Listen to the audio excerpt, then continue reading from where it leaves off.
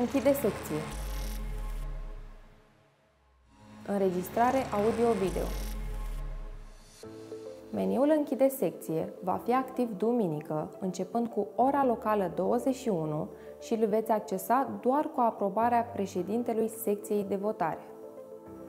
Înainte de a accesa meniul Închide secție, va trebui să vă asigurați că datele de pe toate tabletele utilizate sunt sincronizate. Tabletele utilizate înseamnă cele pe care ați apăsat Începere vot. Aplicația sincronizează datele la intervale regulate de timp. Sincronizarea se poate efectua și manual prin accesarea meniului Istoric și apăsarea butonului Sincronizați. După ce ați sincronizat datele și ați închis secția pe toate tabletele, pe una dintre acestea generați lista suplimentară electronică.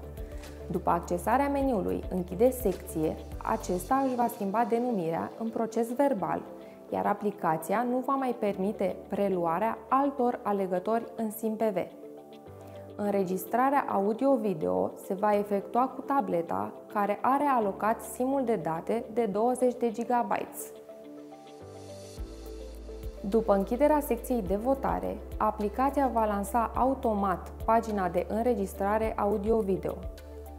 Apăsați OK doar după ce ați citit cu atenție instrucțiunile din caseta de confirmare. Tableta înregistrează prin intermediul camerei frontale.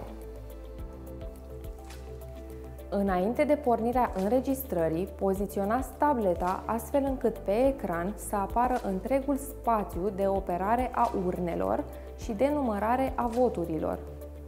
Asigurați alimentarea tabletei pe întreaga durată a procesului de înregistrare audio-video. În imaginile următoare vă prezentăm soluții de poziționare a tabletei. Aveți posibilitatea să folosiți cutiile în care v-au fost livrate tableta și suportul. Așezați tableta în suportul de scanare poziționat invers. Pentru a obține un unghi de filmare cât mai larg, vă recomandăm să căutați un spațiu înalt, un raft sau un dulap pe care să poziționați tableta. Indiferent ce soluție alegeți, verificați dacă tableta este stabilă pentru a evita răsturnarea și deteriorarea acesteia. Apăsați OK după ce aveți certitudinea că poziția de filmare oferă un unghi de vizibilitate complet. Înregistrarea pornește după apăsarea butonului OK. Pe ecran se afișează formularele de verificare a corelațiilor pe care va trebui să le completați după numărarea voturilor. Aveți posibilitatea să ajustați opacitatea ecranului. Modificarea opacității nu va afecta calitatea înregistrării. Verificați periodic dacă înregistrarea rulează prin consultarea cronometrului afișat pe fundal roșu în partea stângă. Important! În cazul în care, pe parcursul procesului de numărare a voturilor, primiți un mesaj, îl înștiințați de îndată pe președintele secției de votare. Prin accesarea meniului Mesaje, procesul de înregistrare se va opri.